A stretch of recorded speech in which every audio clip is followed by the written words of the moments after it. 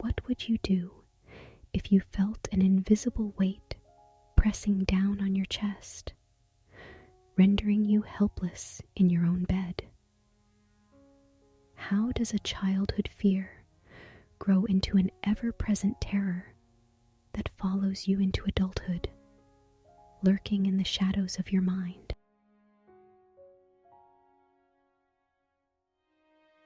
This is Serene from Serenity, Haven, and today I will be narrating the story, Childhood Fear, Adult Nightmare, the Old Hag that haunts my nights.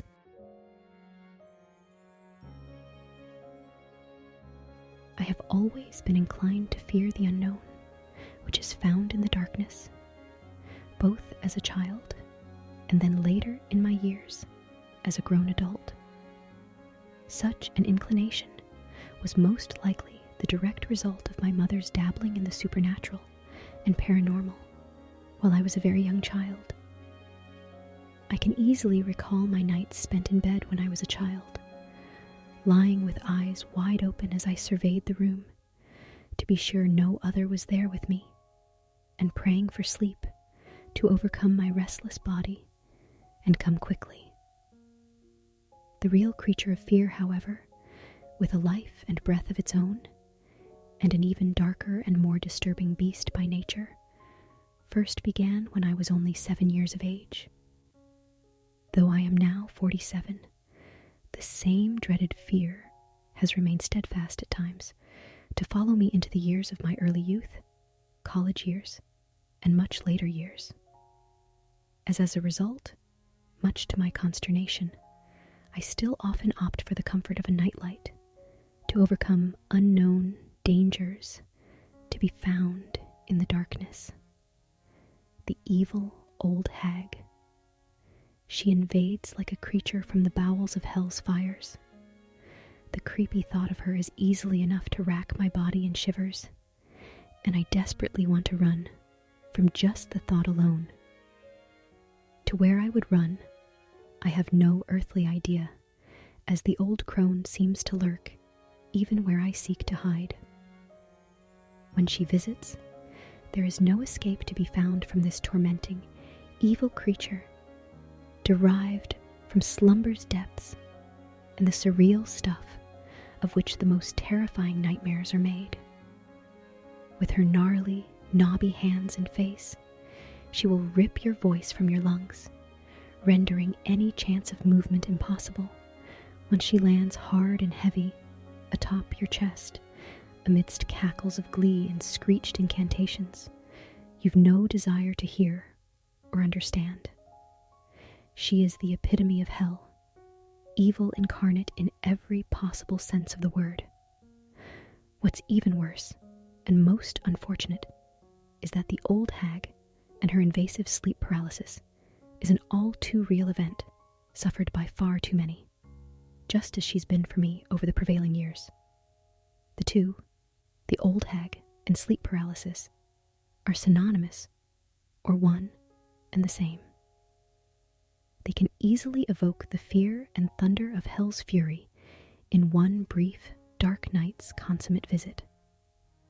Though only mere seconds or minutes may in reality tick away on the clock, you're left with the sensation of a year or more passing in the realm of one night's fitful sleep. The difficulty with, and the inability in prying open the eyes, is very real, excelling in the darkness of the mind's third eye.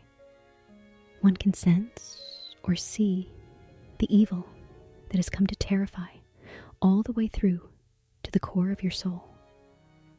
Once granted a reprieve and allowed to open your eyes, one then quickly rises from the bed and turns on every possible light in an attempt to banish the old crone and any of the residual effects left in the wake of her horrifying visit.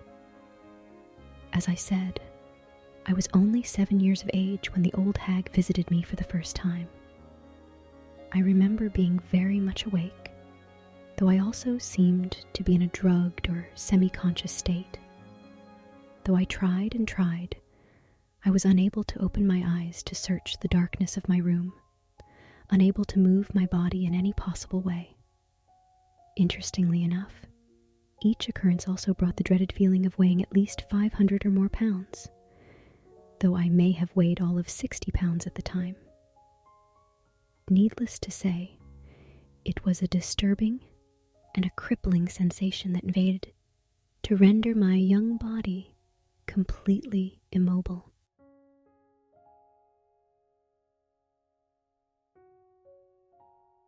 Yes, I was only 7, but even then, I was keenly aware of the presence of some lingering evil, a vivid haunting of a unique, strange creation that had entered and permeated the scope of my tiny room.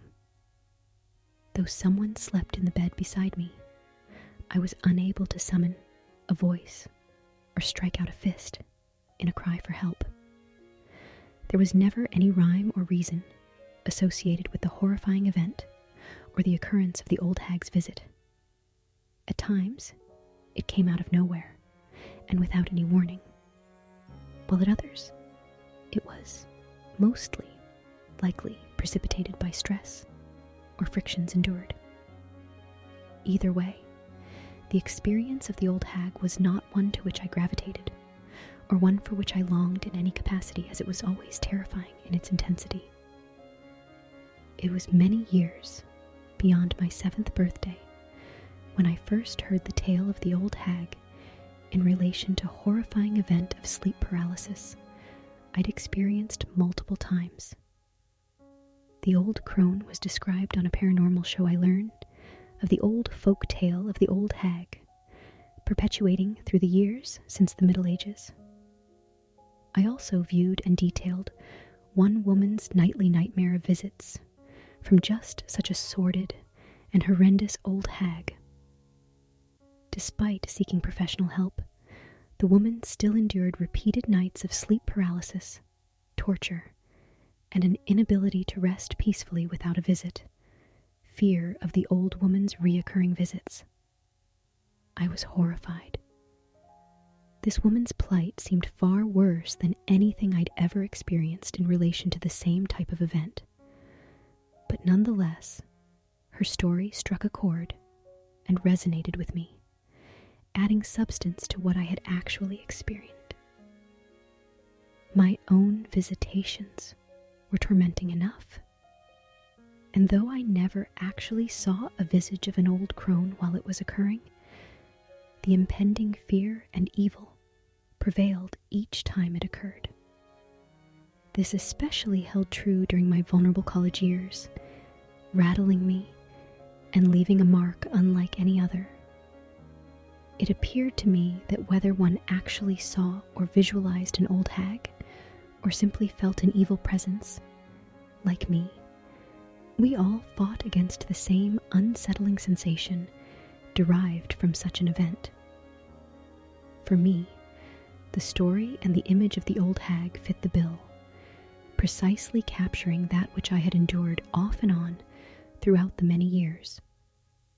As I write this somewhat detailed account of my personal experiences or tribulations with sleep paralysis and the old biddy or hag, I am left with a strong inclination to pause at my desk where I sit writing, look all around and behind me, in order to assure myself I am, in fact, still entirely alone. Despite not having had an old hag attack in recent years like the ones described herein, I am left with the haunting, vivid recollection of just such an unreal and unwanted visitation which is too easily pulled from the recesses of our worst fears. I wonder if, indeed, I have given renewed breath to such a horrendous memory, thereby summoning the old crone from reticent recesses to provoke another unwanted, surrealistic attack. I hope, and I fervently pray, that will not be the case herewith. There is, without a doubt, one thing of which I am certain. The echoes of the old hag's all too realistic visits and the sleep paralysis should remain a fear that is well buried, though never to be forgotten